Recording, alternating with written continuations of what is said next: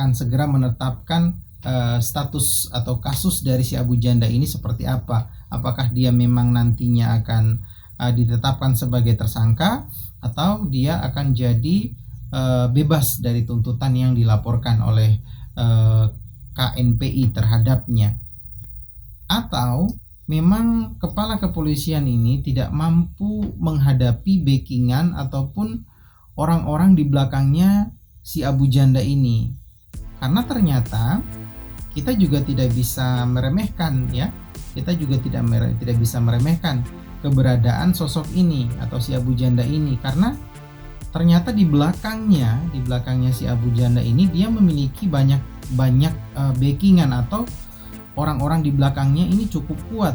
Dan pertanyaannya, siapakah mereka dan mengapa pihak kepolisian pun sampai merasa berat memberikan keputusan dari kasus ini? Bagaimana tidak teman-teman? Mantan wakil dari Badan Intelijensi Negara menyampaikan bahwa sosok seperti Abu Janda ini merupakan sosok yang sengaja disisipkan di NU untuk tujuan tertentu. Dan jelas saja keberadaan si Abu Janda ini di NU itu jelas memecah belah dari NU itu sendiri, karena banyak tokoh dari Nahdlatul Ulama sendiri yang menyampaikan bahwa si Abu Janda ini tidak termasuk dari kepengurusan organisasi mereka. Bahkan ada yang terang-terangan mengatakan bahwa mereka tidak mengenal siapa si Abu Janda ini dan mereka tidak tahu kok bisa ada si Abu Janda ini.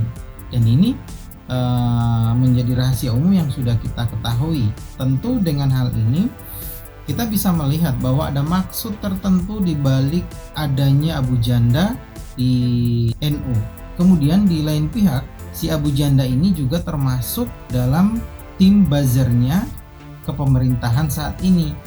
Namun ketika di salah satu wawancara, si Abu Janda ini menyampaikan bahwa ia telah diinstruksikan untuk tidak lagi menyerang ataupun memberikan isu-isu yang dapat mengundang kontroversi, dan hal itu sudah selesai. Namun di sisi lain, saat ini kasus si Abu Jandanya ini masih belum juga bisa diselesai. Ini membuktikan bahwa si Abu Janda ini bukan hanya buzzer dari pemerintah, namun juga ada pihak-pihak lain yang berada di belakang dari si Abu Janda ini. Ini kalau kita melihat dari hal-hal yang sudah terjadi saat ini, dan ini juga berdasarkan dengan fakta-fakta yang ada di lapangan, dan seperti itu keberadaannya. Yang sangat mengherankan ya, saat ini kan tentang cuitan dari si Abu Janda di Twitter yang mengatakan bahwa yang arogan di Indonesia ini adalah Islam pendatang dari Arab. Sementara yang kita ketahui bersama, Islam itu memang datangnya memang dari Arab Saudi. Nggak ada Islam yang datangnya dari Indonesia. Indonesia ini merupakan salah satu negara yang menerima Islam dari Arab Saudi melalui perdagangan. Jika kita lihat buka-buka sejarah tentang penyebaran Islam di Indonesia, kemudian terbentuklah kelompok-kelompok organisasi-organisasi Nahdlatul Ulama yang didirikan oleh Kiai Hasyim Asy'ari, kemudian Muhammadiyah yang didirikan oleh Kiai Haji Ahmad Dahlan. Dan ini merupakan organisasi yang sangat familiar yang kita ketahui di Indonesia. Ini terlepas dari organisasi-organisasi setelahnya, namun yang begitu familiar adalah dua organisasi ini di Indonesia. Dan itu sangat kontras ya, ketika si Abu Janda ini menyatakan bahwa ucapannya itu terfokus dalam satu organisasi atau bisa dibilang HTI yang sudah dibubarkan oleh pemerintah. Namun ya kembali lagi bila kita telaah dari ucapan-ucapannya di Twitter itu tadi, itu multitafsir ya. Kita bisa menafsirkan hal yang berbeda dari si Abu Janda ini, dari ucapan-ucapannya di Twitter ini. Yang jelas ketika itu ucapan itu sudah disampaikan ke publik, maka publiklah yang akan menerjemahkan maksud darinya ini kemana, seperti itu. Kemudian Sebelum itu juga dia menciut kata evolusi kepada mantan penggiat HAM Natalius Pigai, ya, tentang evolusi. Yang katanya yang dimaksud dari si Abu Janda ini adalah evolusi tentang pemikiran, atau misalkan pemikiran kita itu sudah diperbaharui apa enggak atau bagaimana. Namun ya ini lagi-lagi kontras teman-teman, karena ya kalau misalkan rata-rata yang kita ketahui evolusi itu adalah perubahan yang kita lihat dari teori Darwin, ya, dari seekor kera kemudian bisa berjalan, kemudian menjadi manusia purba, dan selanjutnya menjadi manusia. Ini kata yang familiar di pengetahuan kita, karena memang dari awal yang kita ketahui evolusi tentang ini, seperti itu teman-teman. Dan kalau misalkan dia mengatakan bahwa yang dimaksudkan adalah evolusi otak, ya itu lain lagi, multitafsir, yaitu menurut pendapatnya ia sendiri. Namun si Natalius Pigai ini kan ya bisa kita ketahui bersama kasus yang menimpa kepada Ambrosius Nababan tentang rasisme.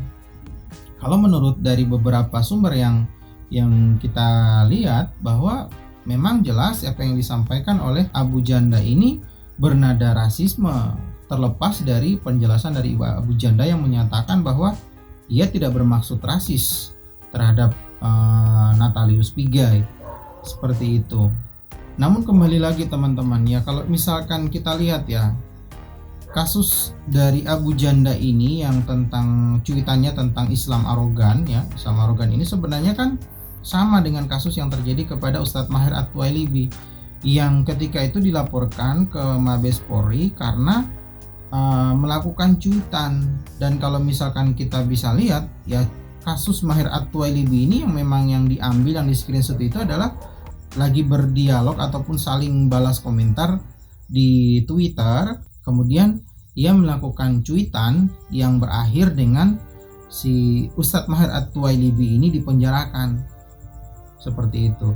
Nah, sementara sekarang pun saat ini kasus dari si Abu Janda ini sebenarnya sama saja, karena si Abu Janda ini ngotot kalau yang ia sampaikan tentang tweet-tweetnya itu adalah konteksnya ia lagi beradu argumen di Twitter dengan Ustadz Tengku Zulkarnain. Dia lagi beradu Twitter yang kemudian potongan dari percakapan itu diambil atau di screenshot. Selanjutnya itulah yang dijadikan bahan untuk melaporkan si Abu Janda ini tadi. Ya kalau kita lihat ya konteksnya hampir sama dengan si Ustadz Maher. Dia sama-sama cuma diambil screenshot bagian dari percakapannya di media sosial itu tadi. Tapi yang kita lihat Maher At-Twailibi itu berakhir dengan ditetapkan sebagai tersangka dan saat ini tengah menjalani masa hukumannya. Nah sementara bagaimana dengan si Abu Janda ini? Tentu ini sangat, ya kalau misalkan saya sendiri ya, terlepas dari pribadi saya greget sendiri dengan melihat pemeriksaan dari kasus si Abu Janda ini tadi, karena sampai dengan saat ini kasus dari si Abu Janda ini tidak selesai juga diproses oleh hukum. Tentu kita juga ya kita tetap memantau ya, kita pantau terus bagaimana perkembangan kasus dari si Abu Janda ini, karena di sisi lain kita memiliki hak warga negaraan yang sama, kita memiliki hukum yang sama, dan jika kita melakukan kesalahan maka harusnya hukum yang berlaku di negara ini juga harus ditetapkan. Jangan malah hukum itu justru tumpul ke atas dan tajam ke bawah, yang ketika yang melakukan kesalahan itu adalah mereka yang memiliki tingkat ekonomi rendah atau rakyat biasa, maka hukum cepat-cepat ditegakkan, langsung tak sek teng. Dan bila itu adalah petinggi, ya hukum dibiarkan begitu saja, nunggu ya nggak apa-apa, ditudurin sampai bisa beranak ya nggak apa-apa. Nah ini kan jadi ironis gitu. Ya harapannya sih kita berharap semoga kepala kepolisian terbaru saat ini yang terpilih benar-benar mampu untuk menyelesaikan masalah ini dengan seadil-adilnya dan memberikan keputusan dari penanganan kasus ini seperti apa. Harapannya ya tetap kita bisa mengharapkan keputusan yang seadil-adilnya. Terima kasih atas perhatiannya untuk teman-teman semuanya. Bila teman-teman ada tambahan ataupun informasi-informasi terbaru yang teman-teman ketahui, bisa disampaikan di kolom komentar supaya kita bisa berdiskusi bareng ya teman-teman. Demikian dari saya. Assalamualaikum warahmatullahi wabarakatuh.